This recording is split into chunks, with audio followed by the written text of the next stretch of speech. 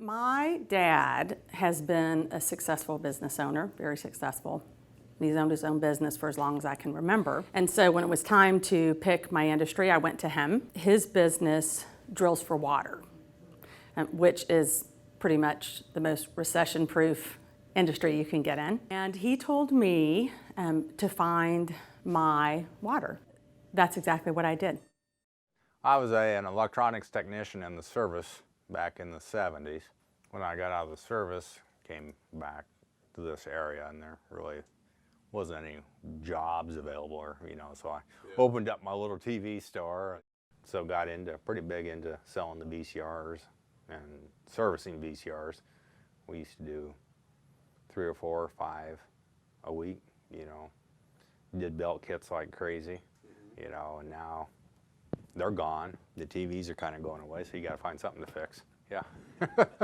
I'd worked for the service provider for AT&T, and while I was with AT&T, customers were coming in, they had the broken devices, and we didn't have good solutions for them.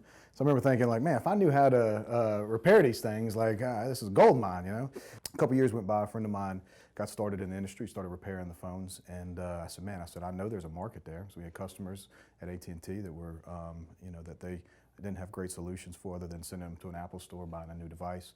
So we were able to open our first repair shop in Lafayette. The store really did better than even I had thought that it would do.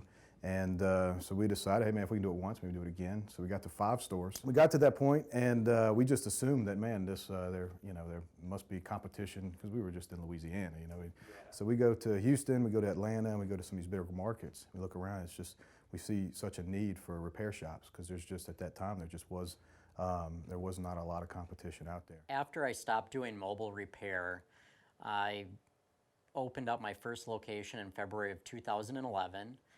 That was in a kiosk inside of Eden Prairie Center. You're right in the middle of the mall where everybody's going to talk to you. We were in that kiosk for about 7 or 8 months when we moved to an inline store within the mall. Yeah, I used to work for Apple Retail. I was one of the store managers of the Ridgedale location, and loved Apple, had a great experience working there. It's been a fantastic company, and really was just looking to get involved in a smaller business. And Device Pit Stop really came in buying the buy, selling, and trading of electronics, but it's got the entire repair of all those devices. It's just, I love that we can do so much for people. We can really help people in a lot of different ways. iFix Omaha started in 2011, and it was a home business. It was out of a basement, and it started gaining traction, and within a few months the phone was always ringing. So I hired my first employee, which was a receptionist, and what she did was basically just, we called it feed the tech. All she did was take calls and feed me jobs all day in my basement, and whenever I was on the bench, I could answer phone calls, so she was employed from her home whenever I wasn't on the bench. So we were trying to answer the phone, 12 hours a day. I thought that was the biggest thing, was just get a big market share as fast as we could, and always have someone answering the phone. My passion's business. I love small business. And that, I would say, coupled with my dad's advice of, find your water, led me to this industry. Franchising fit me perfect because I had the passion of an entrepreneur without the idea. There are certain entrepreneurs out there that, they have this novel idea that no one else has thought of, and they go through and patent it, and then they go to manufacturing and actually make that idea happen. I absolutely did not fall in this category. I did not have a grand idea. But that doesn't mean I wasn't an entrepreneur, or I'm not an entrepreneur. Personally, I was not so concerned with the brand. I thought the brand was important, but I thought it was more important that we were servicing our customers. Thomas comes in and he's like, we have to establish a brand. The first thing that I saw was, obviously, there was so much rapid growth, so quick and so fast, that there wasn't a consistent message, there wasn't a consistency across the board, across the locations that we had. And I knew that was going to be important based off of what our vision is and where the future was going for the In-N-Out brand.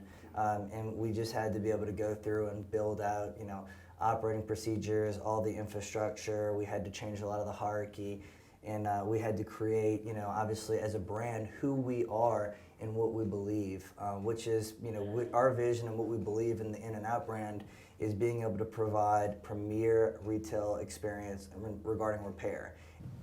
I think at Device Pit Stop you can get fantastic service. You get more of the one-on-one service where in a lot of the big box retailers you don't really see that anymore. So we really try to take our time with our customers and explore the best options for them. And we really try to not upsell customers, but get them the right solution for what their needs are at the time. And if fixing the device is the right move, we're going to fix it for them. If they're sick of it and want to get something newer, we'll do that. So I just love that this concept has so many different ways that we can get people the right technology for them. 90% of your customer base they want you to take care of them. Take me by the hand and make it work, and that's what we do. We make it work for the customer. That is our brand, because we'll teach you that. That's what we do for our customers. We take all that middle ground out of them for you, We try to be that information center for the customer. Whereas the big box stores, granted, they're going to kill me on price point, but that's all they have is price point. They do not have service. They do not have that, hi Larry, how it's going?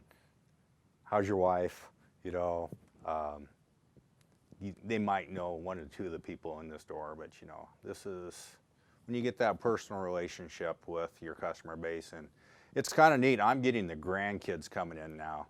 I've been in the business long enough that folks, the grandchildren are coming through, and I think that's pretty neat. Yeah. We moved to our first shop a few years back after being out of the house for years, working in the house, and we're basically trying to open a new spot just about every year or so, and continue to grow, but always focus on the customer. And I think that's why they keep coming back, because we really try to serve them. Our motto is honest, fast, reliable.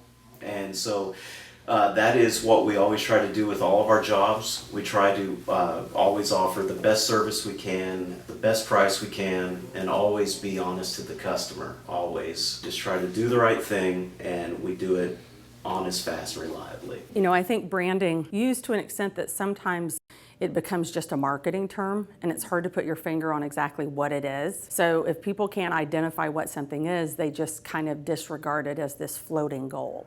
That is it has to be a tangible. Ultimately branding is what differentiates us from our competition. And we all have competition in this industry. It's how your customers know who you are, and it really gives your employees a target. Branding is like a flag that all of your team rallies around. And I love that, because I think branding is as important for the business itself, to set goals and then recognize people for living the brand, as it is for your customers to know what they're going to get and to be able to count on that when they walk in your store.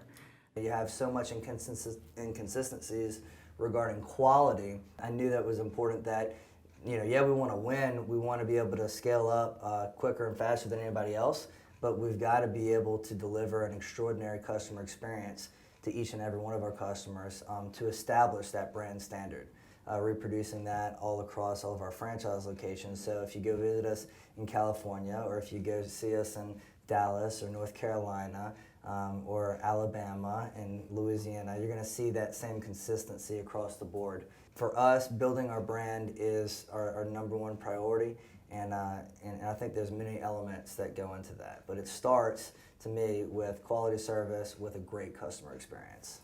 Our best source of getting new customers is just customer referrals, and somebody will have a great experience here. They'll tell their friend about us, or they'll tell their neighbor. One day we had actually a whole block of customers from the same street come in and get their phones fixed, because one neighbor got their phone fixed here and went back, and of course all their neighbors also had broken phones and needed repairs. So it's really rewarding to see those type of referrals come in, and sort of the natural way to grow your business through doing good work and gaining customers naturally. The brand is a direct reflection me, and it's a direct reflection of the people that work for me. I take it very seriously. I see the people that, visit our stores out in the community I live in. That's my reputation on the line. Yeah, the brand is a direct reflection of me, and it's important. It needs to be consistent. There needs to be a consistent message, a consistent theme. It would be too hard to grow a brand if you weren't consistent. I think it's up to the individual businesses. I think they will determine what happens with our industry, because the growth in the last decade, you're looking at smartphones and personal computers and tablets.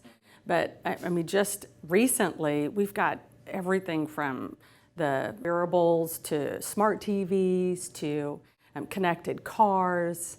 I mean, technology is going in so many different directions, and it's really exciting.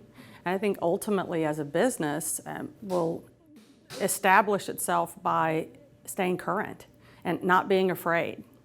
We obviously do a lot of mobile electronic repair, and that's always going to be one of the backbones of this industry. But also, if we think about the future, we realize that a viable company should be something that can essentially say, if it's got a chip in it, we can fix it. If it's got a chip in it, we can service it, we can install it. And that brings you to the house and home very quickly. I mean, our homes are getting to be smart homes. Our thermostats, our curtains, our lighting. I think it's smart for businesses in this industry to start thinking now about how we might branch out to the house and home. It's easy to look at this industry and see all the fear, right? All the things that could possibly happen. What if this provider does this? What if this manufacturer does this? What if the shortage happens here? What if this factory? And really, I know that that it's easy to get caught up in these type of thoughts and these what if moments. But I genuinely believe that when you just break it down and you look at the marketplace and you just lean on what is supply and what is demand, the demand for what we do in our industry and for the market that is there, the demand is unbelievable. People are walking around every day with broken devices, with technology, whether it's computers, laptops, tablets, phones. They need their problem solved, which they need their technology serviced, fixed. They need to be buying, they need to figure out where to get accessories. They need to figure out how to get refurbished devices at discount costs. So what we do and what we offer is a huge market for it. The demand is unbelievable. And I don't think the supply is coming anywhere as close in terms of there's not enough of who we are and what we are. There are, scattered, but in terms of the opportunity that I see is that this marketplace will consolidate, and that there will become some type of national brand where it's recognizable, and you're going to know that whether it's us or somebody else, that that there is going to be someone that is nationally recognized, that is going to be in business for a long time, because this demand's not going away. Technology is not going away. The fears are not going to go away. But like I said, I genuinely believe that the supply will follow the demand, and I have a great forecast for this industry, for this business. I think that we have many, many, many years left of this industry going from where it is today into a maturity that's going to happen probably in the next 2 or 3 years, and we'll be around for a long time. The market's going to continue to grow. The market might, the competitors might consolidate a little bit. Some of the small places might get bought up or sell out. Some of the larger places might get a little bit larger.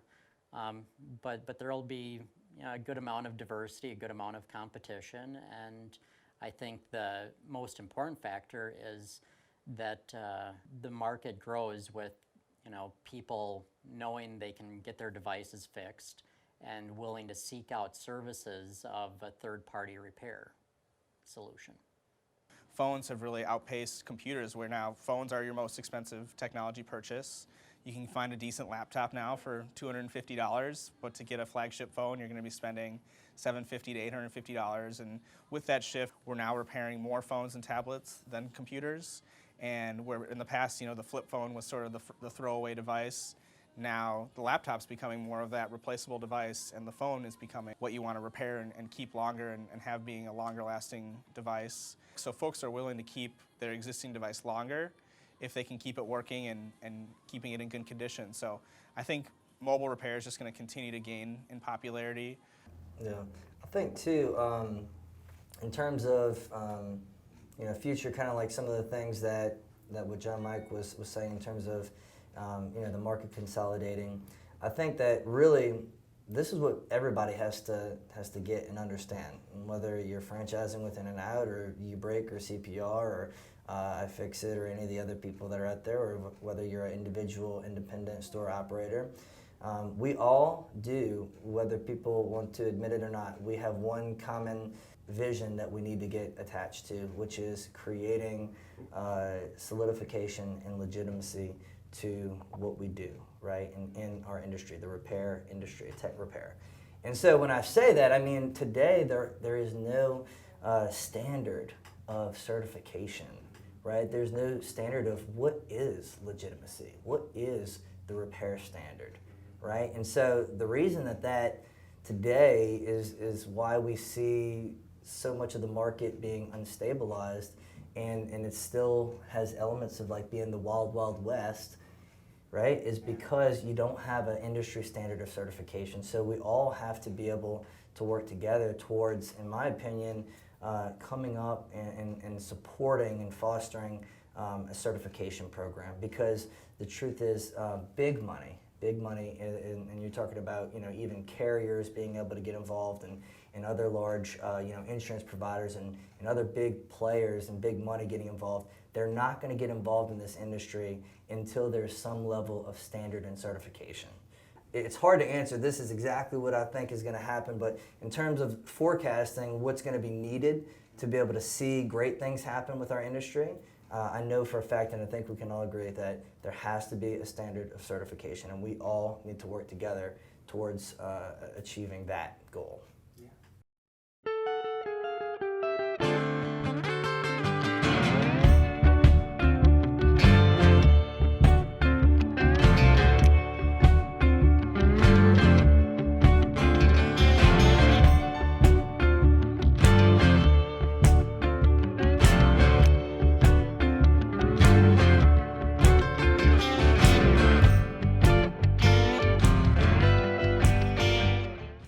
The wonderful thing about Atlantic, my town, is that we're halfway between Des Moines and Omaha. It's about 70 miles to go either way.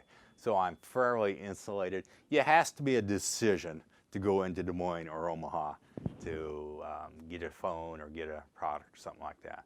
I always say it costs a person $100 going to the city. Time you buy your gas, take your wife out for dinner, the 3 pairs of shoes she's going to buy, and then get that item that you really wanted. So I always encourage people to shop local and stay in our community.